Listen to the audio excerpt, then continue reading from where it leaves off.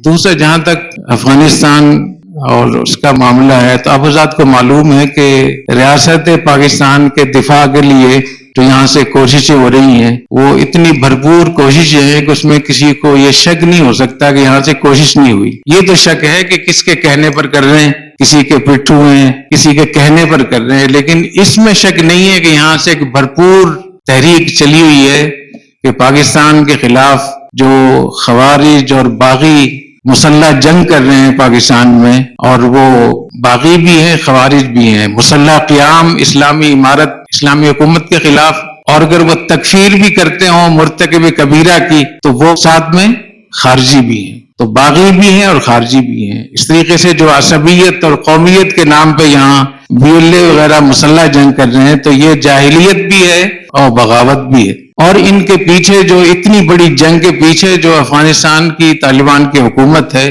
اس پر ہم نے کافی یہاں سے بات چیت کی ہے اور مسلسل ہم کرتے رہتے ہیں. اس میں کیا کیا چیزیں سامنے ہو رہی ہوتی ہیں اور پس منظر میں کیا کچھ ہو رہا ہوتا ہے. دیکھنے میں ہیں کواکب کچھ, نظر آتے ہیں کچھ, کہ دیکھنے میں ایک چیز نظر آ رہی ہوتی ہے لیکن اس کی ڈوری کہاں سے ہلائی جا رہی ہے, اس کی منصوبہ بندی کس نے کی ہے, اور اس کے نتائج کون لے گا, اور اس بات سے یا اس اجتماع سے فائدہ کون اٹھائے گا, نتیجہ کس کو ملے گا. اور کتنے ایسے بڑے حضرات ہیں جن کو اس کے بارے میں معلومات ہی نہیں ہے کہ یہ کسی اور کا منصوبہ ہے اور اس کے اہداف کچھ اور طے کیے گئے ہیں, اس کے مقاصد کچھ اور ہیں.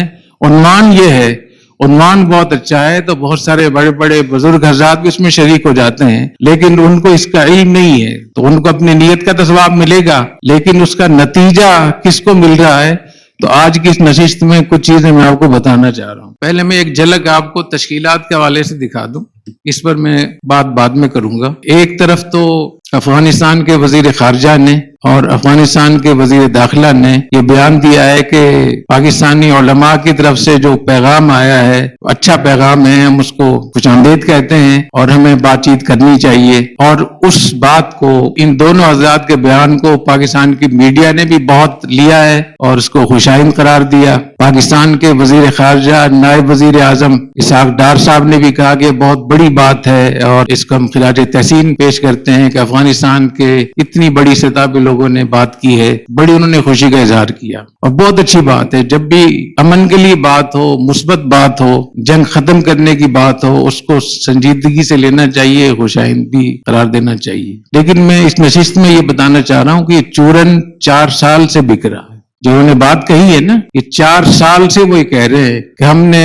قطر میں بھی انہوں نے معاہدہ کیا 4 سال پہلے کہ اپنی زمین کو کسی ملک کے خلاف استعمال نہیں ہونے دیں گے, کسی دہشت گرد گروپ کو استعمال کرنے کی اجازت نہیں ہوگی. اور پاکستان کی 800 جو میٹنگیں ہوئی ہیں ان کے ساتھ 800, اس میں وہ یہ بات دہراتے ہیں. جتنے ان کے بیانات آتے ہیں رسمی طور پر, چاہے وہ کابل میں ہو, قندھار میں ہو, قطر میں ہو, دبئی میں ہو, چائنا میں ہو, ترکی میں ہو, ریاض میں ہو, کہیں بھی ہو, تو اس بات کو بار بار دہراتے ہیں کہ ہم اپنی سرزمین کو کسی ملک کے خلاف استعمال نہیں ہونے دیں گے اور کسی افغانی کو امیر المومنین کی اجازت کے بغیر کہیں جانے کی اجازت نہیں ہے. تو اسی بات کو انہوں نے دہرایا ہے. لیکن اس کے پیچھے کیا امکانات ہیں, اس کے پیچھے کیا ہو سکتا ہے, اس میں تھوڑی سی آپ کو کچھ چیزیں بتانا چاہ رہا ہوں. پہلے تشکیل کو تھوڑا سا نکالیں. جہاں یہ 2 پیغام آئے ہیں کابل سے, وہاں ایک بہت بڑی تشکیل بھی آ رہی ہے کابل سے, اور اتنی بڑی تشکیل ہے وہ کہ شاید اگر آپ سنجیدگی سے دیکھیں گے تو آپ کے 14 طبق روشن ہو جائیں گے کہ آپ کے ملک کو انہوں نے اپنا ایک زیر تسلط ایک علاقہ قرار دے کر اس کی 37 اس کے صوبے بنا دیے ہیں پاکستان کے, اور ہر صوبے کا گورنر مقرر کیا ہے, نائب گورنر مقرر کیا ہے, صوبائی وزیر انٹیلیجنس مقرر کیا ہے, صوبائی وزیر مالیات اور وزیر خزانہ مقرر کیا ہے, اور صوبے کو چلانے کے لیے ایک انتظامیہ مقرر کی ہے اور ایک کور کمانڈر مقرر کیا ہے. باقاعدہ سپریم کورٹ تشکیل دی ہے, ہائی کورٹ تشکیل دی ہے, سیشن کورٹ تشکیل دیا ہے, اور اس کے لیے ججز کا بھی اعلان کر دیا ہے انہوں نے کہ اس میں فلاں جج ہوگا, فلاں جج ہوگا, یہ چیف جسٹس ہوگا یا فلاں. افغانستان کی طرز پہ پاکستان میں 37 صوبے بنا کر उन सूबों को कैसे चलाया जाएगा, उन सूबों के ऊपर सूबाई वजारतें कौन कौन सी होंगी, रियासतें कौन कौन सी होंगी, तो उसकी पूरी तश्कीलात हैं। 455 लोगों को ओहदे दिए इन्होंने, और इन 455 लोगों में जो मेन लोग हैं, जो रईस है या वाली है, ये सारे के सारे अफगानिस्तान के लोग हैं, इसमें पाकिस्तानी नहीं है। और 455 में से बमुश्किल 55 लोग ऐसे होंगे जिनके साथ मौलवी नहीं है, वरना सारे हाफिज, कारी, मौलवी, मुफ्ती, मौलाना है। तो ऐसी हालात में यहां से जो पैगाम गया और उसको वहां से यहां से पैगाम को कैसे लिया उन्होंने, इस पर मैं आपको थोड़ी सी बात करना चाह रहा हूं। तो ये फिर बाद में ये मैं थोड़ी तफसील बता के फिर इसके बारे में बताऊंगा कि उन्होंने तश्कीलात कैसे कैसे की। 17 नवंबर 2023 को आर्मी चीफ ने 250 उलमाए किराम को जीएचक्यू में दावत दी थी। जुमे का दिन था और बड़ी तफसीली मुलाकात हुई। मेरे ख्याल में 6 घंटे की मुलाकात थी। उसमें जुमे का वक्त भी था, फिर खाना भी था, लेकिन बहुत तफसीली सवाल जवाब भी हुए और तकरीबन हर शख्स ने आर्मी चीफ से मुआनका भी किया या मुसाफा किया, थोड़ी बातचीत, इसलिए ये बहुत लंबी नशिस्त हुई थी। उसके बारे में ये खबर आई कि आर्मी चीफ ने शीशे के पीछे, बुलेट प्रूफ शीशे के पीछे मुलाकात की उलमाए किराम से, और बड़ा इस पे हंगामा हुआ और बहुत, याद है आप लोग, तो शीशे के पीछे मुआनका हो सकता है, इतनी बड़ी गलत बयानी। और उसको हमारे बहुत सारे लोगों ने, जो हमारे पाकिस्तान में ऐसे उलमाए किराम हैं जो फौज से खुश नहीं है, उन्होंने भी बहुत उसको वायरल किया उसको। तो ये जब इजलास हुआ तो इस इजलास में आर्मी चीफ ने बहुत तफसील से अफगानिस्तान और पाकिस्तान के हालात पे बात की कि कितने बड़े पैमाने पे वहां से दरअंदाजी हो रही है, मुदाखलत हो रही है, कत्ल गारतगरी हो रही है, और पाकिस्तान को जानी, माली, माशी बहुत बड़ा नुकसान हो रहा है। और उन्होंने पूरी एक प्रेजेंटेशन दी कि इस बॉर्डर की दरअंदाजी की वजह से कितना पाकिस्तान को नुकसान हो रहा है। तो उन्होंने बताया कि सालाना $6 अरब का पाकिस्तान को नुकसान हो रहा है जो स्मगलिंग वहां होती है। और उन्होंने कहा कि ये जो डॉलर जो है वो 345 तक पहुंच गया था, तो 345 से 275 तक जो आया है, ये सिर्फ अफगानिस्तान में जो डॉलर स्मगल हो रहे थे पाकिस्तान से, इसको रोकने की वजह से। तो इतनी ज्यादा महंगाई वो अफगानिस्तान की वजह से हो रही थी, कह रहे, और हमने कोई इसमें कारनामा नहीं किया, लेकिन जो डॉलर पाकिस्तान से स्मगल होकर अफगानिस्तान जा रहे थे उसको हमने रोका है। तो डॉलर 345 से 275 तक आया। और चीफ ने उस वक्त कुरान जीत की आयात, अहादीस, इकबाल के अशार इस तरीके से पढ़े कि उलमाए किराम बहुत मुतासिर हुए और बहुत जबरदस्त लोगों ने वहाँ गुफ्तगू की। हमारे शेखुल इस्लाम दामद बरकातुहू ने, मुफ्ती मुनीबुर रहमान साहब ने, जितने भी हजरात थे। तो जब ये इसमें ऐसे लोग भी थे जो इस बात से नाराज थे कि चीफ ने जो गुफ्तगू की अफगानिस्तान के बारे में और टीटीपी के बारे में, हम इससे मुत्तफिक नहीं है। तो ऐसे मालूम होता है कि जब ये खबर इन लोगों ने पहुंचाई वहां कि पाकिस्तान के तमाम बड़े उलमाए किराम अफवाज के साथ वो मिल गए हैं और उन्होंने इसकी हिमायत की है, तो वहां काबुल में इस पे मुशावरत हुई। अच्छा, उसूली तौर पर जितनी भी उलमाए किराम के फतवे जारी होते हैं और जितने भी यहाँ से वो टीटीपी के बारे में कहा जाता है, बीएलए के बारे में कहा जाता है कि ये खरूज है, हराम है, बगावत है, खवारिज है, ये लोग बागी हैं। अफगान तालिबान के बारे में कभी भी यहाँ से नहीं कहा गया। लेकिन ये हैरत की बात है कि जब भी यहाँ से टीटीपी के खिलाफ बयान जारी होता है तो तकलीफ अफगान तालिबान को क्यों होती है? मुझे बात समझ रहे? तो होना ही चाहिए था कि टीटीपी का इजलास होता कि हमारे खिलाफ पाकिस्तान के तमाम उलमा इकट्ठे हो गए, लेकिन काबुल में अफगान तालिबान ने इजलास किया इसके लिए। तो वहां मशवरे में किसी पाकिस्तानी मौलाना साहब ने, जो उसमें शरीक थे, उन्होंने उनको मशवरा दिया कि अब हमें बैनुल अक़वामी सतह के जो उलमा हैं उनको हमें बुलाना चाहिए अफगानिस्तान और उनसे अपनी हिमायत लेनी चाहिए। अल इत्तिहादुल आलमी लिल उलमा एक बहुत बड़ी तंजीम है जिसमें कतर और तुर्की, शाम, इराक और ये अफ्रीका के ममालिक हैं, मिस्र के मालिक हैं, सूडान के, तो इन हजरात को दावत दी जाए। और फिर इन हजरात को दावत देने में उन्हीं मौलाना साहब ने इसको लीड किया जिन्होंने मशवरा दिया था, क्योंकि उनके इनसे साथी बहुत ताल्लुकात थे। ये अफगानिस्तान आए और इनको बहुत जबरदस्त प्रोटोकॉल दिया गया और इनको ऐसी कवरेज दी गई भरपूर तरीके से कि ऐसा लग रहा था जैसे पूरा आलम, दुनिया के तमाम उलमा अफगानिस्तान के ऊपर आ गए हैं और उन्होंने इनके 100% हिमायत की है। जब ये वफद चला कि इनकी सरबराही कर रहे थे डॉक्टर अली करादागी, ये बड़े आलिम है माशाअल्लाह। जब वापस चले गए तो फिर इजलास हुआ, इसका क्या नतीजा निकला। तो इजलास में ये उन्होंने कहा कि हमारे जो अफगानिस्तान के तलबा हैं या जो उलमा हैं या पाकिस्तान से जो मरबूत लोग हैं, वो इन अरब उलमा को सरकारी तर्ज का समझते हैं, इनसे मुतासिर नहीं होते जब तक हमारे अपने उलमा हमारे साथ ना हो। तो फिर उनको एक मौलाना साहब ने मशवरा दिया, वो भी पाकिस्तानी मौलाना साहब, कि मौलाना फजलुर रहमान साहब को दावत दी जाए और उनको बाकायदा ऐसा प्रोटोकॉल दिया जाए ताकि पाकिस्तान के उलमा की नुमाइंदगी हो और हम इस बात को साबित कर सकें कि पाकिस्तान के उलमा हमारे साथ हैं, अफगान तालिबान के साथ हैं, पाक फौज के साथ नहीं है। चुनाचे मुल्ला आमिर खान मुत्तकी जो अफगान वजीर खारजा हैं, वो बाकायदा आए और उन्होंने मौलाना फजल रहमान साहब को बाकायदा दावत दी हुकूमत की तरफ से, और मौलाना फजल रहमान साहब ने फिर यहाँ से वजारत खारजा से भी ब्रीफिंग ली और हमारे जो इदारे हैं जो अफगानिस्तान के अमूर को देखते हैं उनसे भी ब्रीफिंग ली, और ये सब अखबारात में आया, चैनलों पे ये बात आई। तो मौलाना तशरीफ ले गए, वहां उनको प्रोटोकॉल भी बहुत, इतना प्रोटोकॉल था कि इससे बड़ा प्रोटोकॉल तालिबान की हुकूमत में 15 अगस्त 2021 के बाद किसी को प्रोटोकॉल नहीं मिला था उसको। फिर वो कंधार भी वो गए, जब कंधार गए तो उस पर तमाम हमारे ज़राए इब्लाग में ये बात बड़ी तवातुर के साथ आई कि वहां पहली दफा शेख हिबतुल्लाह की मुलाकात किसी बैरूनी मेहमान से हो रही है। इससे पहले सिर्फ एक मेहमान से मुलाकात हुई थी, कतर के वजीर आजम आए थे, उसके बाद आज तक किसी से भी मुलाकात नहीं की उन्होंने। तो ये जो दौरा है इसकी बड़ी अहमियत है और गैर मामूली इसके नताइज होंगे। जब मौलाना वापस तशरीफ लाए तो जो अखबारात में खबरें छपी कि मौलाना ने वापस आकर यहाँ जो बताया वजारत खारजा को, जो भी मसूलीन थे, जिम्मेदारान थे, कि वहाँ बहुत अच्छी गुफ्तगू हुई है, उन्होंने बहुत अच्छी बातें की हैं, और उसमें ये भी कि जो चीजें यहाँ छपी हैं, यानी बीबीसी में भी ये छपाई की मुलाकात हुई शेख हिबतुल्लाह से, कि शेख हिबतुल्लाह ने बरात का ऐलान किया है टीटीपी से। वो कह रहे हैं कि ये बत्ताखोर हैं या रामखोर हैं या फासिक फाजिर हैं, हमारे इनसे कोई ताल्लुक नहीं है। तो ये एक ब्रीफिंग दीजिए हम यहाँ उसको। ये वो इत्तलात हैं जो यहाँ के तमाम अखबारात में ये खबरें छपी और बड़ा उस पर खुशी का इजहार किया गया। एक इत्तला और भी है इसी हवाले से, वो ये कि शेख हिबतुल्लाह ने ये नहीं कहा था कि ये फासिक फाजिर हैं, पर उन्होंने कहा था कि हम इनको मुजाहिद समझते हैं और ये शरीयत के लड़ रहे हैं, तो हम इनको नहीं कह सकते, हम इनको नहीं रोक सकते। तो पाकिस्तान की हुकूमत खुद इनसे बात करे, खुद इनको रोके। हमारे लिए, यानी जैसे मैंने सुना है कि उन्होंने कहा कि हमारे लिए जायज नहीं है कि हम जिहाद से, मुजाहिदीन से रोकें। एक तीसरी इत्तला भी है जो मेरी जाती जो इत्तला है, जो मेरी जो मालूमात है, वो ये कि मौलाना की शेख हिबतुल्लाह से मुलाकात ही नहीं हुई।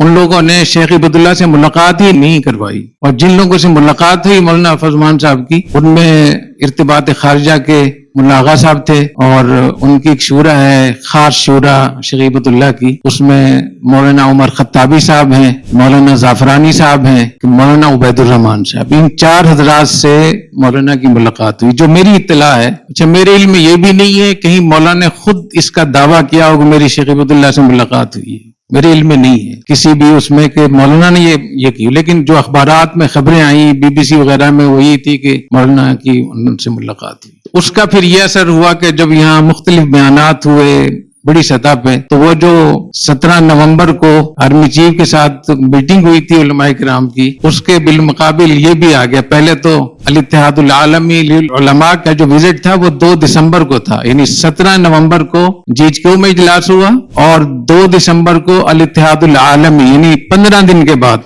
सिर्फ 15 दिन के वक्फे से हुआ। ये तारीख मैं आपको यकीनी बता रहा हूं, आप देख सकते हैं जाकर उस पर, अब इस तारीख में देखेंगे तो आपको विजिट मिल जाएगा। 2 जनवरी को मौलाना फजल रहमान साहब गए 2024, यानी 1 महीने के बाद, अल-इत्तिहादुल आलमी के विजिट के 1 महीने के बाद मौलाना फजल रहमान साहब गए। तो ये दोनों विजिट इसलिए थे कि GHQ में जो पाकिस्तानी उलमा फौज के साथ इकट्ठे हुए थे और उन्होंने अपनी राय कायम की थी कि हम फौज के साथ खड़े हैं TTP और BLA के खिलाफ। तो कहने में तो ये चीजें हो रही होती हैं कि फलां आ रहा है, विजिट हो रहा है, दौरा हो रहा है, उसके पीछे क्या कुछ चीजें चल रही होती हैं, उसको देखने की जरूरत है। और उसकी बहुत बड़ी वजह यह है कि अफगानिस्तान की जो तालिबान की हुकूमत है वो 100% मजहबी हुकूमत है। उसमें किसी गैर मौलवी या गैर तालिब का कोई गुजर ही नहीं है, बिल्कुल वो किसी ओहदे पर रह नहीं सकता। बहुत मुश्किल से कोई ऐसे ही हल्फ तोड़ने के लिए कोई मिल जाएगा।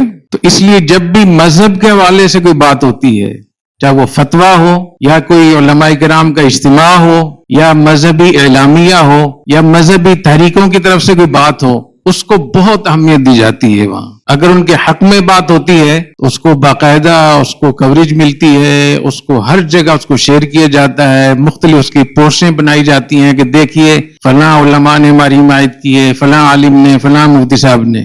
اور اگر ان کے خلاف بات چلی جائے افغانستان کے طالبان کے خلاف تو کابل میں اور قندھار میں زلزلہ آ جاتا ہے. کابل قندھار ہل رہا ہوتا ہے، بہت سخت پریشان ہوتے ہیں. اس کے لیے وہ پوری کوشش کرتے ہیں. ان کا یہ خیال ہے کہ ہمارے پاس جتنے بھی کارکن ہیں، جتنے بھی جنگجو ہیں، لڑنے والے لوگ ہیں، وہ تو سارے مذہب کی بنیاد پہ ہیں. اگر علماء اکٹھے ہو کر کوئی فتویٰ دیتے ہیں ہمارے خلاف یا ہم پہ کوئی نصیحت کرتے ہیں کہ آپ غلط کام کر رہے ہیں تو ان کو یہ اندیشہ ہے کہ ہماری بنیاد ختم ہو جائے گی. اس 4 چیزیں میں تھوڑا بتا دوں افغانستان کی جو طالبان کی حکومت ہے اس کے حوالے سے. ایک تو ایک مذہبی حکومت ہے اور مذہب کے عنوان سے کوئی بھی بات ہوگی تو اس کو وہ بہت اہمیت دیں گے، چاہے وہ نصیحت ہو، چاہے وہ حمایت ہو، چاہے وہ تنبیہ ہو، اس کی بڑی اہمیت ہوتی ہے ان کے ہاں. دوسری بات یہ کہ گڈ طالبان اور بیڈ طالبان کی جو پہلے تقسیم تھی اب وہ ختم ہو گئی ہے.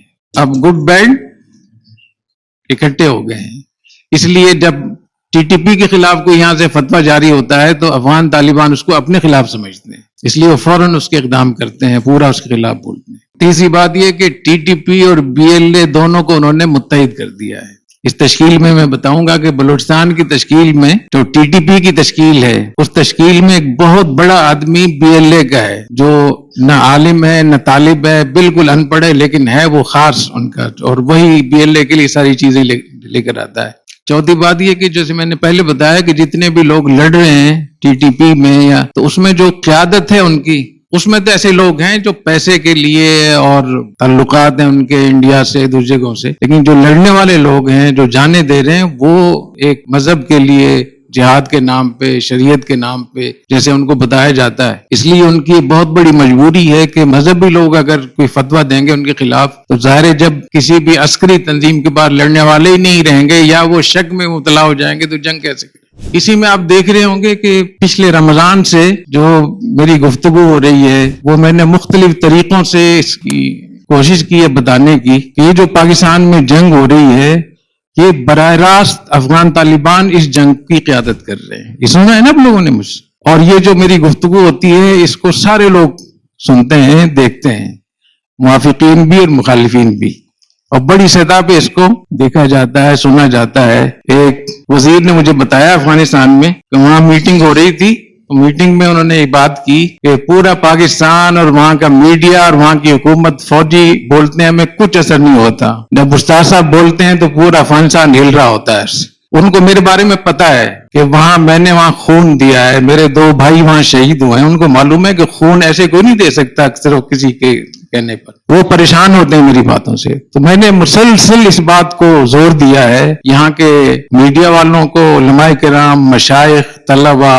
آپ جیسے لوگوں پر کہ یہ جو بی ایل اے کے لوگ ہیں یا ٹی ٹی پی کے لوگ ہیں یہ ان کے جنگجو ہیں، یہ ان کے ارکارے ہیں. اصل جو پیچھے ذمہ دار لوگ ہیں وہ شیخ عبداللہ صاحب ہیں، ان کی حکومت ہے، ان کی قیادت ہے. اور قیادت میں بھی میں نے بتایا کہ 40 لوگوں میں 7-8 لوگ ہیں جو بااختیار ہیں اور وہی اس کی پوری قیادت کر رہے ہیں. اس کا بہت اثر ہوا یہاں کی پالیسیوں پہ، یہاں کے میڈیا پہ، اور اچھا خاصا لوگوں نے کھل کے یہ بات کہنا شروع کی. اس سے بہت زیادہ پریشر بڑھا افغانستان کے اوپر کہ یہ بات تو چھپائی گئی تھی. یہی کہا جا رہا تھا کہ اپنی زمین نہیں استعمال کرنے دیں گے، ہم کسی کو اجازت نہیں دیں گے، اور یہ جو لوگ جا رہے ہیں یہ پاکستان کا مسئلہ ہے، پاکستان خود دے گے، ہمارا اس سے کیا تعلق.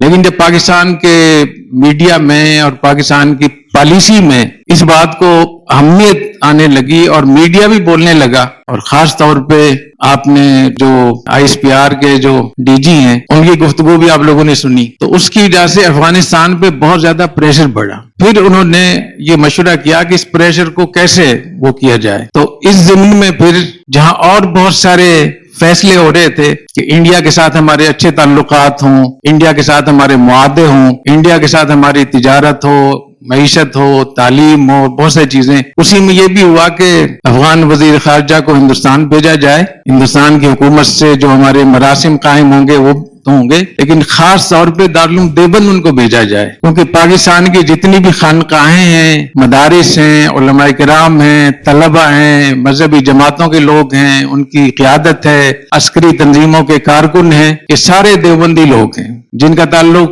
بریلوی مکتب فکر سے، ان کی بات نہیں میں کر رہا، جو افغان طالبان کو اپنا ہیرو سمجھتے ہیں یا اپنے لیے آئیڈیل سمجھتے ہیں، تو دارالعلوم دیوبند سے باقاعدہ اس کی ایک حمایت لی جائے، اور اس میں وہاں کے جو راہ کے لوگ تھے وہ بھی شریک تھے۔ چنانچہ افغان وزیر خارجہ کا جو دورہ تھا اس کو اس طریقے سے ڈیزائن کیا گیا کہ جہاں اور بہت ساری چیزیں ہوئی تو وہاں سب سے نمایاں چیز وہ دارالعلوم دیوبند کا وزٹ تھا ان کا۔ اور دارالعلوم دیوبند کے ایک استاد نے بتایا کہ امام کعبہ تشریف لائے تھے شیخ سدیس، اور بھی کئی حضرات آئے تھے، اتنی کوریج اور اتنی میڈیا میں اس کو اہمیت نہیں دی گئی جتنا کہ افغان وزیر خارجہ کو دی انہوں نے۔ اس کا بنیادی طور پہ مقصد یہ تھا تاکہ یہ ثابت کیا جا سکے کہ ہندوستان کا جو مادر علمی ہے ہم سب کا، دارالعلوم دیوبند وہ افغانستان کے طالبان کو سپورٹ کرتا ہے، اور سب آپ نے دیکھا کہ کتنے بڑے پیمانے پر وہاں کوریج بھی ہوئی اور استقبال بھی، ان کو استقبال کرنا چاہیے۔ جو بھی جن کا تعلق بھی دارالعلوم دیوبند کے ساتھ ہے، جب وہ جائیں باہر سے تو چاہے وہ جس سے بھی تعلق ہو، ظاہر ہے کہ وہ تو سب کا استقبال کرتے ہیں ہمیشہ سے، لیکن یہاں جس طریقے سے اس کو لیا گیا اور جتنے بڑے پیمانے پر اس کی نشر و اشاعت ہوئی، اس کو وائرل کیا گیا، اس میں یہ تھا کہ دیوبند سے وابستہ لوگوں میں دوبارہ سے ایک یہ چیز پیدا ہوئی جو 5-6 مہینے سے ایک سلسلہ بن گیا تھا، اس کو کمزور کرنے کے ان کے پاس ایک ہتھیار ہاتھ آ گیا، اور آپ نے دیکھا کہ 5-6 مہینے سے حملے کتنے زیادہ شروع ہوئے، بہت زیادہ شروع ہو گئے، دگنے تو ہو ہی گئے۔ تو پھر اس پہ مشاورت ہوئی کہ جو اتنے زیادہ حملے ہو رہے ہیں ٹی ٹی پی کے، تو ہمیں تمام مکاتب فکر کے علماء کو اکٹھا کرنا چاہیے، دوبارہ سے پیغام پاکستان کی تجدید کرنی چاہیے، اور آرمی چیف خود ان سے بات کریں تاکہ ان کے سامنے صحیح صورتحال سامنے آئے۔ تو وہ جو 10 دسمبر 2025 کو جو اجلاس ہوا اسلام آباد میں، اس میں جامعہ کے اساتذہ بھی گئے، کچھ طلبہ کو بھی موقع ملا ہوگا شرکت کا، تو وہاں جو ماحول تھا، فیلڈ مارشل صاحب نے جس طریقے سے گفتگو کی، قرآن کی آیتیں پڑھی، حدیثیں پڑھی، علامہ اقبال کے اشعار پڑھے، اور جس طریقے سے انہوں نے استدلال کیا اور ٹی ٹی پی کے بارے میں، افغانستان کے بارے میں، طالبان کے بارے میں، مشرق وسطیٰ، حرمین شریفین، ہندوستان، بہت سارے موضوعات پر انہوں نے بات کی، وہ بڑا غیر معمولی ان کا خطاب تھا، اور اتنے زیادہ لوگ نعرے لگانے لگے، علماء کرام خوشی میں اچھل گئے کہ پھر نعروں کا مقابلہ شروع ہو گیا۔ اگر دیوبندی نے نعرہ لگایا ہے تو بریلوی کا نعرہ اس سے اونچا، اور پھر اہل حدیث کا نعرہ اس سے اونچا، اور پھر اہل تشیع کا نعرہ اس سے اونچا۔ تو عجیب و غریب وہاں ایک وہ ہنگامہ ہو گیا تھا کہ خود فیلڈ مارشل صاحب کو کئی دفعہ کہنا پڑا کہ میری بات سن لیں، اور جو اسٹیٹ سیکرٹری تھا وہ بھی بار بار کہنے لگا، تو اتنا زبردست لوگ جذباتی ہو گئے تھے،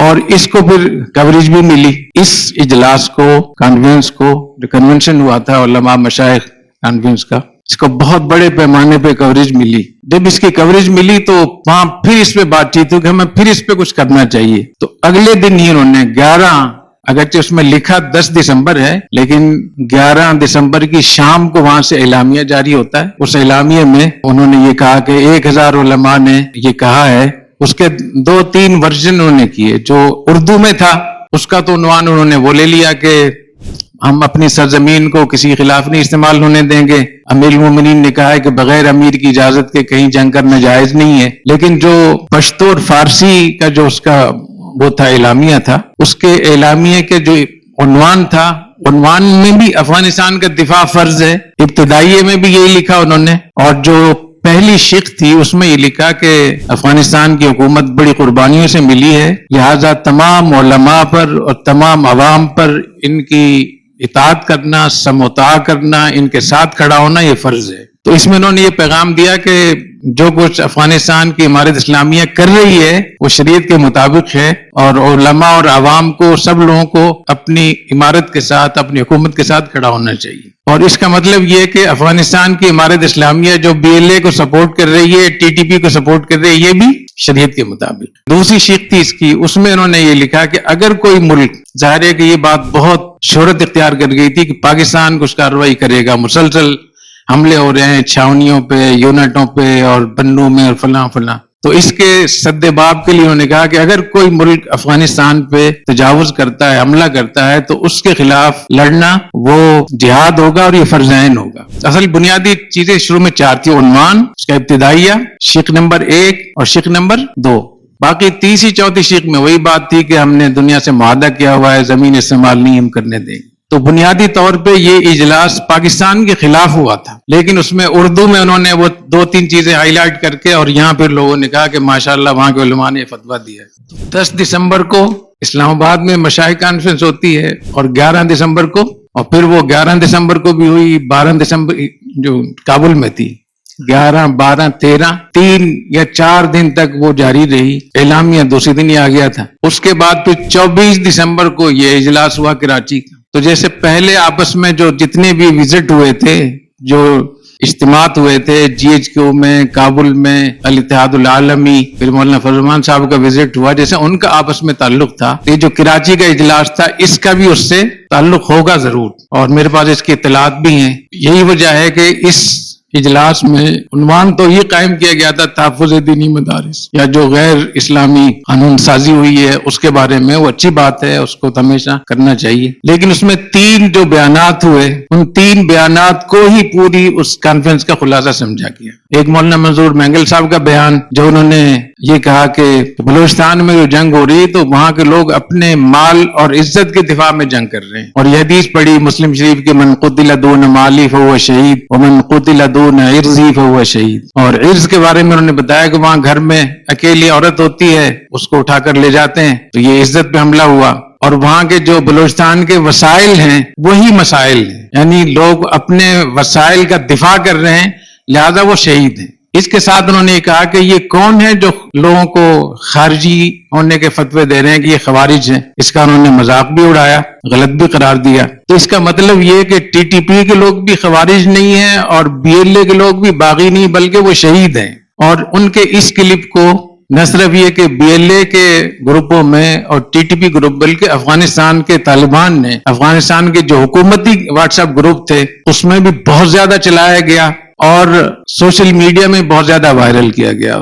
دوسرا بیان شجاع الدین شیخ صاحب کا تھا، انہوں نے کہا کہ یہ صحیح ہے کہ مسلح تحریک چلانا بغاوت ہے، حرام ہے، لیکن اسلامی حکومت کے خلاف حرام ہے۔ یہ اسلامی حکومت ہے؟ اسے دونوں چلا دیں، پھر میں اگلی بات کرتا ہوں۔ مسلح بغاوت یا مسلح کاروائی اسلامی حکومت کے خلاف حرام ہے، آپ علماء سے ہم سیکھتے ہیں، بالکل صحیح بات ہے۔ میری ایک گزارش ہے کہ اسلامی حکومت ہوتی کیا ہے، اس کو ڈیفائن بھی کر دیں، اور یہ مملکت خداداد جہاں کھڑا ہے آج، یہ اسلامی حکومت ہے؟ اس کے بعد مسلح کاروائی کے خلاف فتویٰ ہم دے رہے ہیں، بالکل صحیح بات ہے، لیکن اسلامی حکومت ہوتی کیا ہے، عذرائے کرم اس کا بھی تذکرہ کیا جائے۔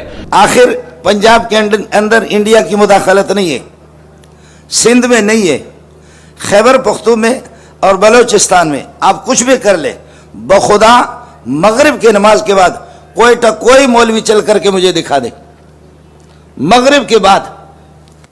ہمارے تو فتویٰ ہوتے ہیں، لیکن اس بات کو سوچیں، بخاری، مسلم، ترمذی کی روایت ہے: من قتل دون مالہ فہو شہید ومن قتل دون عرضہ فہو شہید۔ جو اپنے مال، اپنے دین، عزت پر، ان کے جہاں وسائل ہے خیبر پختون میں اور بلوچستان میں جہاں وسائل ہے وہی مسائل ہے۔ خدا کی قسم، حکومت خود وزیر اعلیٰ بلوچستان وہ خزدار تک نہیں آ سکتا بغیر ہیلی کاپٹر کے۔ کوئٹہ کے ایک چھوٹے سے ٹکڑے کے اندر، چھوٹے سے ٹکڑے میں وہاں صرف حکومت ہے، ہمیں خارجی کہہ کر کے ہم اپنے ہزاروں مسلمانوں کو مروا رہے ہیں۔ اس مولوی کی دینی حیثیت کیا ہے جو کسی کو مشورہ دے دے کہ یہ خارجی ہے؟ مولانا کا چلاتے ہیں۔ میں بھی نہیں چاہتا اور میں بھی اس کے خلاف ہوں کہ افغانستان سے وہاں پر مراکز ہوں اور وہاں سے مسلح لوگ پاکستان میں آ کر کارروائیاں کریں۔ آپ بھی نہیں چاہتے، پاکستان بھی نہیں چاہتا، ریاست بھی نہیں چاہتی، مذہبی جماعتیں بھی نہیں چاہتی۔ تو ایک شکایت ہے اور میں اس کے لیے خود گیا ہوں افغانستان۔ کچھ علماء کرام یہاں بیٹھے ہوں گے جو میرے ساتھ گئے تھے، اور ہم نے وہاں پر ہر سطح پر گفتگو کی ہے اور تمام چیزوں کے حل نکالے ہیں۔ مہاجرین کا مسئلہ، تجارت کا مسئلہ، سرحدات کا مسئلہ، اور یہ جو مسلح تنظیمیں ہیں ان کا مسئلہ، तमाम चीज़ों के हल हमने निकाले। लेकिन मैं ये सवाल अगर करूं कि वो रियासत जिसने मेरे सामने 8-10 जनरल्स की मौजूदगी में, सेक्रेटरी खारजा की मौजूदगी में मुझे कहा मुबारक हो, आपने जो कुछ किया हम उसको अप्रिशिएट करते हैं, और ये भी कहा कि आप उसका कोई मैकेनिज्म दें, किस तरह इस पर अमल दरामद किया जाए। मैंने कहा ये मेरी जिम्मेदारी नहीं है, ये स्टेट्स की जिम्मेदारी है। दोनों स्टेट आपस में इसका मैकेनिज्म बनाए, अगर आपको ताउन की जरूरत हुई हम ताउन करने को तैयार हैं। पूछना ये है कि वो कामयाबी जो हम हासिल करके लाए थे आप बरकरार क्यों नहीं रख सके। और इससे बढ़कर सवाल ये है कि पाकिस्तान को 78 साल से एक प्रो पाकिस्तान अफगानिस्तान चाहिए। जाहिर शाह से लेकर अशरफ गनी तक मुसलसल प्रो इंडियन अफगानिस्तान मौजूद है, प्रो पाकिस्तान अफगानिस्तान मौजूद नहीं है, सिवाय अमारत इस्लामिया के कि यही एक तबका है कि जिसको प्रो पाकिस्तान कहा जाता है। अगर वहां पर हुकूमत होगी तो अफगानिस्तान को एक प्रो पाकिस्तान अफगानिस्तान तस्वुर किया जाएगा। लेकिन एक मसले पर इख्तिलाफ हो गया, नाराजगी आ गई। अब नाराजगी उसके बाद आप वहां स्ट्राइक करें। जब काबुल पर आप बमबारी करेंगे तो जाहिर है कि ऐसा ही है जैसे कोई आपकी इस्लामाबाद में बमबारी कर ले। ये तो आखिरी हद हो जाती है ना।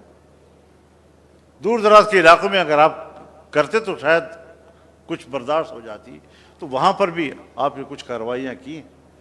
अगर आप कहते हैं, मेरे सवालात हैं कि हमने अपने दुश्मन के मराकज़ पर स्ट्राइक किया है और आप इसको एक जायज बयानिया कहते हैं, तो हिंदुस्तान आपसे कहता है कि मैंने बहावलपुर में हमला किया है, मैंने मुरीदके में हमला किया है, मैंने कश्मीर में हमारे खिलाफ कार्रवाइयाँ करने वालों के मराकज़ पे हमले किए हैं।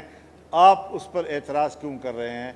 और अगर आप उस पर एतराज़ करते हैं और इधर से आपका यही इल्ज़ाम अफ़गानिस्तान के हवाले से है, दोनों में आप कैसे मुताबिकत पैदा करेंगे? तो देखें, अफ़गानिस्तान में ये 3 बयानात को लेकर पूरी इतनी बड़ी जो कॉन्फ्रेंस थी हमारे अकाबिर की, हमारे उलमाए किराम की, उसको सारा इस तरफ फेर दिया गया कि खारजियत की बात भी सही नहीं है और कौम परस्ती और असबियत और जाहिलियत की बात सही नहीं है। वो भी मुजाहिद हैं और शहीद हैं, अपना दिफा कर रहे हैं, और ये इस्लामी हुकूमत नहीं है। इस्लामी हुकूमत होती तो हम कहते कि ये मुसल्लह तारीख बगावत है। और फिर मौलाना ने जैसे बयान किया कि मैंने वहाँ सब मामला तय करके आ गया था, तो फिर यहाँ के लोगों ने उन मामलात को आगे नहीं चलाया। इसको भी बहुत लोगों ने हाईलाइट किया है तमाम उस पर, सोशल मीडिया पे, कि कसूर इसमें पाकिस्तान का है। फिर उन्होंने भारत की जो बात की कि अगर पाकिस्तान टीटीपी के मराकज़ पे हमला करता है तो फिर आप हिंदुस्तान से क्यों नाराज़ होते हैं जो मुरीद के भावलपुर और कश्मीर के मुजाहिदीन के मराकज़ पे हमले करते हैं। तो इन 3 बयानात को खुलासा निकाला उन्होंने, और फिर जहाँ गैर शरी कानून साजी हुई थी उसको भी बहुत हाईलाइट किया कि इससे मालूम होता है कि पाकिस्तान कोई इस्लामी हुकूमत नहीं है, लिहाजा वो जो बगावत वाली बात है, खुरूज वाली बात है, वो सही नहीं है। और जो वहाँ की जो सोशल मीडिया में जो कुछ आया वो भी थोड़ा दिखा दें मौलाना।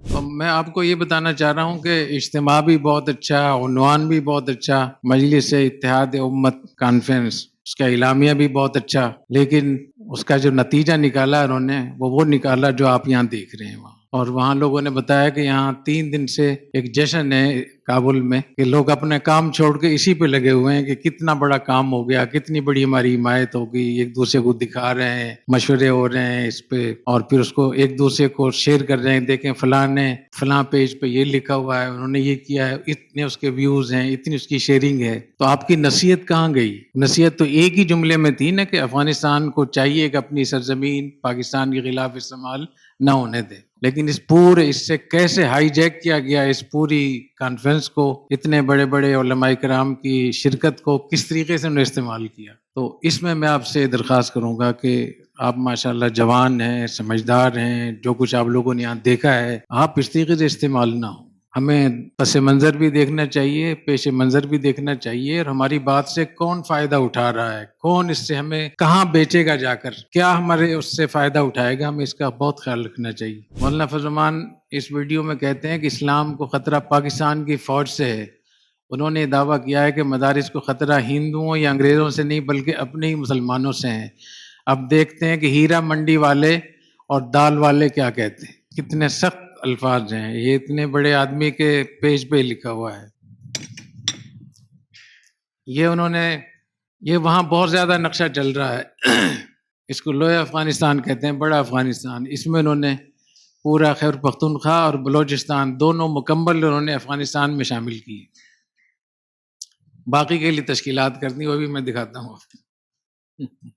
آگے میں یہ بتانا چاہ رہا ہوں, جو تشکیلات ہیں کہ 2 بیان تو ان کی طرف سے بہت اچھے آئے, لیکن میں نے بتایا کہ وہ 4 سال سے یہ چورن بیچ رہے ہیں, 4 سال سے یہی بات کہہ رہے ہیں, اور اس میں 800 سے زیادہ میٹنگ, اس میں 800 مرتبہ اس بات کو انہوں نے دہرایا ہے اپنے میڈیا میں, مختلف ملکوں میں, شہروں میں جا کے. اس لیے اس کا کوئی مطلب نہیں ہے جب تک کہ اپنے عمل سے وہ جو کچھ ان کو پیسے دے رہے ہیں, جو اسلحے دے رہے ہیں, جو ان کو مستقل قیادت کر رہے ہیں. اور اب یہ جو تشکیل ہے, یہ اتنی بڑی تشکیل جو اس کی تصدیق ہو چکی ہے, ٹی ٹی پی کے ذرائع سے بھی تصدیق ہو چکی ہے, اور کم از کم 3 جگہوں سے جو افغانستان کی طالبان کی حکومت ہے ان کے 3 بڑے ذمہ داروں نے اس کی تصدیق کی ہے کہ یہ صحیح ہے. اس میں انہوں نے یہ کیا ہے کہ تقریباً کوئی 14-15 انہوں نے ریاستیں بنائی ہیں, مختلف صوبوں میں مختلف زون قائم کیے ہیں. جیسے خیبر پختونخوا کو 3 حصوں میں تقسیم کیا ہے انہوں نے, ہر ایک حصے میں جتنے تشکیلات ہیں وہ انہوں نے کی ہیں. پھر انہوں نے کچھ 37 صوبے بنائے ہیں پاکستان کے, اور ہر صوبے کا انہوں نے والی گورنر مقرر کیا ہے, نائب گورنر مقرر کیا ہے. تو میں آپ کو دکھاؤں گا یہ جو تشکیل ہے, اس میں آپ دیکھیں گے کہ گورنر بھی ہے, نائب گورنر بھی ہے, صوبائی وزیر اطلاعات بھی ہے, صوبائی وزیر استخبارات بھی ہے, صوبائی وزیر خزانہ بھی ہے, اور فوجی کمانڈر یا کور کمانڈر بھی ہے. لیکن یہ گورنر کس کو, اس کے اوپر حکومت کون سی ہے, یہ کہیں نہیں ہے. افغانستان میں جو ریاست کا لفظ ہے نا, یہ وزیر کے نیچے شمار ہوتا ہے. جو وزیر ہوتا ہے, وزیر کے نیچے پھر وزیر کا معاون ہوتا ہے, اس کے نیچے پھر رئیس ہوتا ہے, رئیس کے نیچے مدیر ہوتا ہے, مدیر کے نیچے مامور ہوتا ہے. یہ ان کے ہاں عہدے ہیں, جیسے ہمارے ہاں عہدے ہوتے ہیں نا مختلف قسم. تو پورے پاکستان کے 37 صوبے بنا کر, اور ان کے اوپر ایک انتظامی ڈھانچہ انہوں نے بنایا ہے جس کو عنوان صوبائی ریاست کا نام دیا ہے. ریاست کا مطلب کیا ہوا کہ اس سے پہلے معاون وزیر ہے, پھر وزیر ہے, پھر اس سے اوپر وزیر اعظم, ان کے یہاں صدر اعظم بولتے ہیں, اور پھر جو صدر ہوتا ہے افغانستان کا اس کو رئیس دولت کہتے ہیں یا امیر المومنین کچھ بھی کہتے ہیں. تو اس کا مطلب یہ ہوا کہ وہ پاکستان کو اپنے زیر تسلط علاقہ سمجھتے ہیں, اور جیسے افغانستان کے 34 صوبے انہوں نے ان کے لیے والی مقرر کیے ہیں, نائب گورنر مقرر کیا ہے, ایسی انہوں نے پاکستان کے بھی 37 صوبے بنا کر ان کے لیے ساری تشکیلات کی ہیں. دوسری بات یہ کہ اس میں جتنے بھی اہم لوگ ہیں, جیسے رئیس ہے مثال, اس میں رئیس کا لفظ استعمال ہوگا, تو مجھے یہ معلومات ہوئی ہیں کہ کوئی بھی اس میں پاکستانی نہیں ہے. جتنے بھی مین لوگ ہیں, بڑی سطح کے لوگ ہیں, جو سربراہ ہیں یا رئیس ہیں یا ذمہ داران ہیں, یہ سارے افغانستان کے لوگ ہیں. باقی نام ان کے, انہوں نے وہ کوڈ نام لکھے ہوئے ہیں جو ایک جنگ میں مختلف نام استعمال کیے جاتے ہیں. اصل نام کیا ہوگا یہ الگ بات ہے, لیکن ہیں یہ سارے افغانستان کے لوگ. تو اس کا مطلب یہ ہوا کہ یہ اٹک تک کا مسئلہ نہیں ہے, بلکہ کراچی اور لاہور تک کا مسئلہ ہے. وہ کہہ رہے ہیں ہمارے ماتحت ہے اور امیر المومنین ہے, تو یہاں کے بھی امیر المومنین ہے, اور آپ کے جتنے بھی علاقے ہیں سارے قبضہ ہو چکے. یہ مختلف انہوں نے زون بنائے ہیں, فوجی زون بنائے. آگے چلیں. یہ شمالی زون، اس میں مالاکنڈ ڈویژن، مردان ڈویژن، ہزارہ، باجوڑ، گلگت بلتستان، کشمیر۔ کشمیر سے مراد ہمارا وہ کشمیر جو آزاد کشمیر ہے، جو مقبوضہ کشمیر ہے، جو ہندوستان میں، اس کے لیے کوئی تشکیل نہیں کی انہوں نے۔ جی آگے چلیں۔ شمالی زون کے محترم موسیٰ کلیم اللہ صاحب، اب یہ موسیٰ کلیم اللہ اصل نام اس کا کوئی اور ہوگا، یہ افغان ہے، یہ پاکستانی نہیں ہے۔ محترم ڈاکٹر برہان، یہ اس کے نائب کمانڈر ہے، پھر یہ ان کا سیکٹری ہے محترم مولوی ثاقب صاحب، اور آگے ان کی شورا ہے مفتی سجاد اور فلاں۔ آگے چلیں۔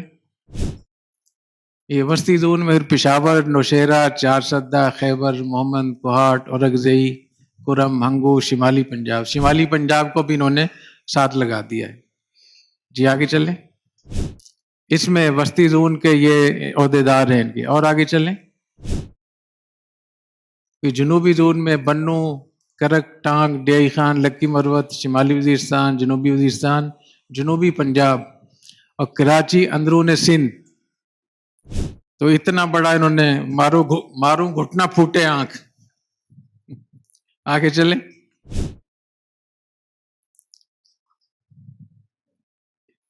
جی آگے چلیں۔ یہ اس کی تشکیلات ہے۔ پھر یہ بلوچستان کا انہوں نے غربی زون۔ جی آگے چلیں۔ اس میں یہ انہوں نے کمانڈر مقرر کیے ہیں۔ اس میں جو محترم حسین لالا صاحب جو لکھا ہے، محترم حسین لالا، اصل نام اس کا کیا ہے اس کا نہیں پتا مجھے، لیکن لالا کے نام سے مشہور ہے۔ میں نے اس کی معلومات کی ہیں، یہ وہی لالا ہے جو BLA کا انچارج ہے، اور یہ تمام جتنے بھی قندھار سے، کابل سے جو ان کو اسلحہ ملتا ہے، جو ان کو پیسے ملتے ہیں، جو وہاں سے تشکیلات ہوتی ہیں، اس کا یہ ذمہ دار ہے، اور یہی ساری سہولتیں اور پیسے وغیرہ وہاں سے لے کر آتا ہے، اور یہ پاکستان میں بھی آتا ہے، وہاں بھی جاتا ہے، قندھار میں بھی رہتا ہے، ہلمند میں بھی جاتا ہے، بہت سارے صوبوں میں جاتا ہے یہ۔ تو اس کا مطلب یہ ہوا کہ انہوں نے TTP اور BLA دونوں کو اکٹھا کر دیا ہے۔ جی آگے چلیں۔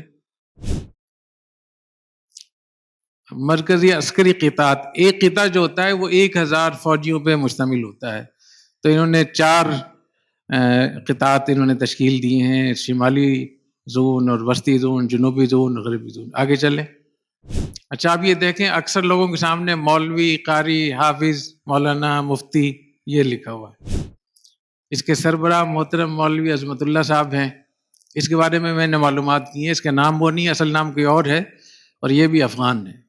سیاسی کمیشن کا مطلب یہ کہ جو سیاسی لوگوں سے روابط، جتنے بھی سیاسی پارٹیاں ہیں پاکستان میں، ان سے روابط قائم کرنا، ان سے حمایت لینا، ان تک اپنا پیغام پہنچانا اور ان کو اپنے اس میں شریک کرنا، یہ سیاسی کمیشن کا کام ہے۔ اور افغانستان کی اصطلاح میں سیاسی کمیشن بہت طاقتور ہوتا ہے۔ ایسی انٹیلیجنس جو استخبارات کا شعبہ ہوتا ہے افغانستان میں، یہ مستقل وزارت ہوتی ہے، جو مرکزی استخبارات ہوتا ہے اس کو مرکزی وزیر ہوتا ہے استخبارات کا، اور صوبے میں جو انٹیلیجنس کا بڑا ہوتا ہے اس کو صوبائی وزیر استخبارات کہتے ہیں۔ تو اس کے سربراہ میں عمومی رئیس محترم مولوی اسد صاحب ہیں، اور کمیشن کے یہ ارکان ہیں۔ پھر رئیس کشف داخلی، جس کو ہمارے ہاں DGC کہتے ہیں نا، جنرل فیصل نصیر، تو یہ رئیس کشف داخلی، اور رئیس امنیت داخلی یہ بھی کوئی وہاں ہوگا، اور محترم سلمان صاحب، یہ یہاں آپ نے نہیں لکھا، یہ DGS کہتے ہیں، جو بیرونی امور کو دیکھتا ہے۔ جی آگے چلیں۔ یہ وزارت خزانہ ہے، ریاست اقتصاد یہ نام لکھا ہے انہوں نے، یہ ان کی ساری تشکیلات ہیں۔ اور آگے چلیں۔ وزارت فلاح و بہبود، رفاہی کاموں کے لیے، یہ بھی اس کے لیے تشکیلات کی انہوں نے۔ آگے چلیں۔ وزارت تعلیم، تو یہ وزیر تعلیم لکھا ہے محترم مفتی ابو ہریرہ صاحب۔ جی آگے چلیں۔ وزارت دعوت و ارشاد، اور آگے چلیں۔ وزارت اطلاعات، میڈیا کے حوالے سے، تو اس میں یہ انہوں نے دیا ہوا ہے پورا۔ اور آگے چلیں۔ ریاست احتساب ہے، یہ جو احتساب کی ریاست ہے یا تنفیذ کی ریاست ہے، ان کے جو مرکز ہے وہ قندھار ہے، تو قندھار سے شیخ ہیبت اللہ صاحب مختلف صوبوں میں احتساب کے لیے بھی ایک کمیٹی بھیجتے ہیں، 3 لوگ ہوتے ہیں اس میں، اور تنفیذ کے لیے بھی کہ جو ہم نے احکامات دیے ہیں وہ نافذ ہوئے نہیں ہوئے، تو وہ انہوں نے اب پاکستان کے لیے بھی بھیجنا شروع کر دیے ہیں. اور مجھے اس کی اطلاع ہے کہ شمالی وزیرستان، جنوبی وزیرستان اور خیبر ایجنسی، باجوڑ ایجنسی، بنوں کے علاقے میں بھی لوگ آئے. آگے چلیں. استشہادی فورس یعنی خودکش بمبار، یہ مستقل ان کے ہاں ایک شعبہ ہے. آگے چلیں. معسکرات انہوں نے 4 بڑے معسکرات انہوں نے قائم کیے ہیں اور ان کے پھر مسئولین کے نام لکھے ہوئے ہیں. سمندر صاحب ہیں. جی آگے چلیں. قضاء، محاکم، جوڈیشری، عدلیہ، اس کی بھی تشکیل کی ہے. محکمہ تمییز، سپریم کورٹ کو افغانستان میں تمییز کہتے ہیں، اور جو چیف جسٹس ہوتا ہے اس کو رئیس التمییز کہتے ہیں. تو یہ محترم قاضی مفتی کاشف صاحب یہ چیف جسٹس ہیں، انہوں نے جو مقرر کی. اراکین میں یہ 3-4 لوگ ہیں. پھر مرافع ہائی کورٹ کو کہتے ہیں وہاں، اور ابتدائیہ سیشن کورٹ کو کہتے ہیں. تو یہ سارے 20-22 لوگ یہ ججز ہیں جو انہوں نے محکمہ عدالت قائم کیا. جی آگے چلیں. دارالافتاء بھی قائم کیا ہے، اور محترم ندیم خان درویش یہ وہی ہیں جو میرے بیانات کا جواب دیتے ہیں. یہ بارود اور ریموٹ وغیرہ کا شعبہ ہے. اور آگے چلیں.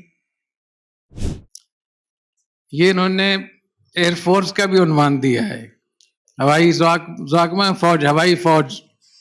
ابھی فی الوقت جو میری معلومات ہیں کہ ان کو ڈرون دیے گئے ہیں بہت اعلیٰ کوالٹی کے، جن کا باہر سے، انڈیا سے، یہ اسرائیل سے تعلق ہے، اور وہ زیادہ نقصان پہنچا سکتے ہیں. باقی اس میں آگے کیا کچھ ہوگا اللہ تعالیٰ حفاظت فرمائے. حسبنا اللہ و نعم الوکیل. مجموعۃ التنفیذ یہ مستقل ایک وہ ہے. تو یہ میں نے بتا دیا کہ جو احکامات وہاں سے آتے ہیں قندھار سے، اس کی تنفیذ کے حوالے سے ان کا وزٹ ہوتا ہے. آگے چلیں. اب یہ ان کی صوبے شروع ہو جاتے ہیں. تو باجوڑ کو انہوں نے مستقل صوبہ قرار دیا ہے. گورنر کا نام محترم مولوی طاہر ہے، نائب گورنر بلال صاحب ہیں، اور صوبے کی جو انتظامیہ ہے وہ 6-7 مولانا صاحبان نام لکھے ہوئے ہیں. استخبارات، انٹیلیجنس کے سربراہ گلاب صاحب ہیں، اور اقتصادی رئیس وزارت خزانہ مبارک صاحب، اور مسئول قطع یعنی فوجی کمانڈر جو ہوں گے وہ مولانا ملنگ صاحب ہوں گے. آگے چلیں. یہ سوات کا وہ ہے، سوات کی پوری تشکیلات، یہاں بھی گورنر وغیرہ 5 چیزیں ہر جگہ موجود ہیں. اور آگے چلیں. مالاکنڈ. آگے. دیر، یہ دیر پائن، سوابی، مردان، شانگلہ، ہزارہ کو بھی انہیں تشکیلات کی انہوں نے. بنیر، چترال، کشمیر، دیامر، گلگت بلتستان، پشاور، خیبر، کوہاٹ، مومن، باقی اور بھی سارے ایسے. کراچی کے لیے بھی تشکیلات ہیں، شمالی پنجاب کے لیے بھی، اندرون سندھ کے لیے بھی. جو عمر میڈیا کے نام سے، یہ ٹی ٹی پی ہے صرف، اس میں حافظ گل بہادر شامل نہیں ہے. حافظ گل بہادر الگ ہے، جماعت الاحرار الگ ہے، اور یہ سب پہلے ان کو اکٹھا کیا تھا طالبان نے. تو بعد میں ان کا یہ مشورہ ہوا کہ ان کو الگ الگ رکھا جائے تاکہ اگر کوئی ایک تنظیم ناکام ہوتی ہے تو دوسری تو موجود ہو. تو یہ اپنے مشورے کے ساتھ ان کو الگ الگ کیا ہے. تو یہ انہوں نے دیا ہوا ہے کہ اس کا جو عمر میڈیا کا ذمہ دار کون ہوگا، اور اس کے بعد پھر آپ دیکھیں سوشل میڈیا کو کون لوگ چلائیں گے، ویڈیو کا شعبہ کس کے پاس ہوگا، مجلات جتنے بھی اخبارات جرائد ہیں ان کو کیسے دیکھنا ہے، اس میں کیسے مضامین لکھنے ہیں لکھوانے ہیں. پھر آڈیو کا شعبہ ہے، مختلف لوگوں کو جو آڈیو، جو ایسے ان کے لوگ ہیں جو چھپے ہوئے ہیں، ان کے کوئی کمانڈر ہیں یا ان کا سرغنہ ہے، کوئی بڑا ہے، وہ نہیں چاہتے کہ اس کی ویڈیو آئے، تو اس کے پھر آڈیو، اس کی آواز کا بیان وہ لوگوں تک پہنچایا جاتا ہے. اس کے لیے مستقل شعبہ قائم کیا ہے. اور ایف ایم ریڈیو الگ سے انہوں نے قائم کیا ہے، تو اس کا بھی انہوں نے تشکیلات کی.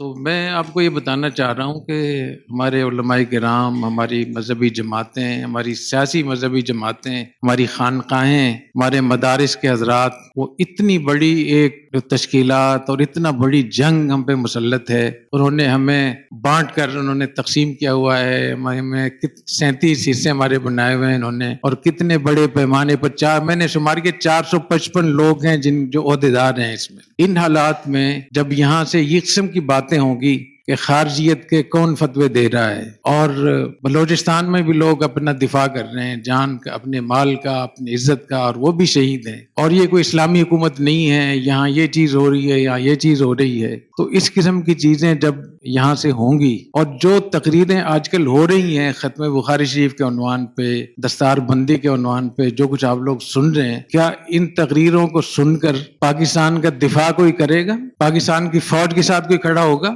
یا ٹی ٹی پی کو لوگ تعاون کریں گے، یا افغان طالبان کو لوگ سپورٹ کریں گے، یا بی ایل اے کو سپورٹ کریں گے؟ تو اس سے آپ اندازہ لگائیں کہ جو کچھ ہم یہاں کر رہے ہیں، یہ کیا ہم اپنے پیروں پہ کلاڑی نہیں مار رہے ہیں؟ اور کل کو خدا نخواستہ اگر کوئی ایسے اقدامات ہوتے ہیں تو پھر ہم کہیں گے دیکھیں مدرسوں کے خلاف انہوں نے یہ کر دیا، مدرسوں کے خلاف یہ کر دیا، علماء کے خلاف یہ کر دیا. تو مجھے اس بات پہ بہت پریشانی بھی ہوتی ہے، اور میں سوچتا بھی رہتا ہوں کہ کس طریقے سے ہم اپنے برادری کو، اپنے علماء کو بتائیں کہ جس چیز کو آپ حق سمجھتے ہیں، جس چیز پہ آپ نے دستخط کیے ہیں کہ یہ حرام ہے، خروج ہے، بغاوت ہے، اور بی ایل اے کو آپ قومیت اور عصبیت اور جاہلیت کہتے ہیں، اس کو آپ کیوں نہیں واضح کر رہے؟ اپنے مدرسے میں کیوں نہیں بات کر رہے؟ تو یہاں پاکستان میں جو خون بہ رہا ہے، جو قتل و غارت گری ہو رہی ہے، جو پاکستان کی معیشت تباہ ہو رہی ہے، تو اس میں بالواسطہ ہمارا حصہ ہے یا نہیں؟ ہم کہہ سکتے ہیں کہ ہمارا کوئی حصہ نہیں؟ کیا ہمارے طلبہ، ہمارے جلسوں میں شریک ہونے والے طلبہ یا جو لوگ شریک ہوتے ہیں، کیا وہ اتنی سخت تقریروں کے بعد جو تقریریں ہم کر رہے ہوتے ہیں، وہ اس قابل رہتے ہیں کہ وہ پاکستان کو سپورٹ کریں گے، وہ پاکستان کی فوج کے ساتھ کھڑے ہوں گے؟ ان میں تو اتنی نفرت بھر دی جاتی ہے اسٹیبلشمنٹ کے نام سے، امریکی پٹھوں کے نام سے، اور پتہ نہیں کیا کیا اس سے. تو اس سے آپ اندازہ لگائیں کہ ہم جو ملک اسلام کے نام پہ بنا تھا، اس کو اسلام کے نام پہ ہی آپ تباہ کر رہے ہیں.